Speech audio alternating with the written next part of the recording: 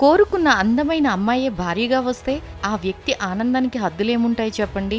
ఇష్టపడిన అందమైన అమ్మాయే జీవితంలోకి వచ్చింది. వివాహం జరిగిన రోజే పెద్దలు వారి ఫస్ట్ నైట్ కి ఏర్పాట్లు చేశారు. వధువు కోసం వరుడు సంతోషంతో ఎదురు చూస్తున్నాడు. కానీ అతను ఊహించిన విధంగా వధువు షాక్ ఇచ్చి ప్రియుడితో వెళ్లిపోయింది. ఈ ఘటన ఉత్తరప్రదేశ్లోని సోన్భద్రాలో జరిగింది. బబ్హానీ పోలీస్ స్టేషన్ పరిధిలో మే 27న ఓ అమ్మాయి వివాహం జరిగింది. అప్పటికి ఆ అమ్మాయి వివాహం జరిగి కొన్ని గంటలు మాత్రమే గడిచాయి. అదే రోజు పెద్దలు వధూవరుల ఫస్ట్ నైట్ కోసం ఏర్పాట్లు చేశారు. మరోవైపు నవ్వధువు తన ప్రియుడికి ఫోన్ చేసింది.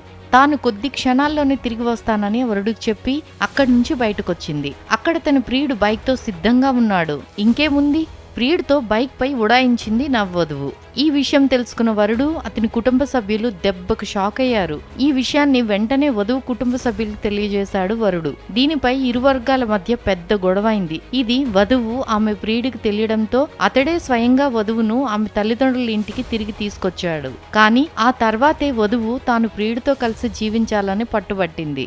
ఈ అంశంపై ఓ పరిష్కారం రాకపోగా చివరికి గొడవ పంచాయతీకి చేరింది. పంచాయతీలో వివాహానికి ఖర్చైన దాదాపు 3 లక్షల రూపాయలను వధువు ప్రియుడు పెట్టాలని పెద్దలు తీర్పునిచ్చారు. ఇందుకు ప్రియుడు, అతని కుటుంబ సభ్యులు ఆ ఖర్చులను తాము భరించలేమని, అంత పెద్ద మొత్తాన్ని వెంటనే చెల్లించడం సాధ్యం కాదని అన్నారు. దీంతో వరుడు తరపు వారు పోలీసులకు ఫిర్యాదు చేశారు.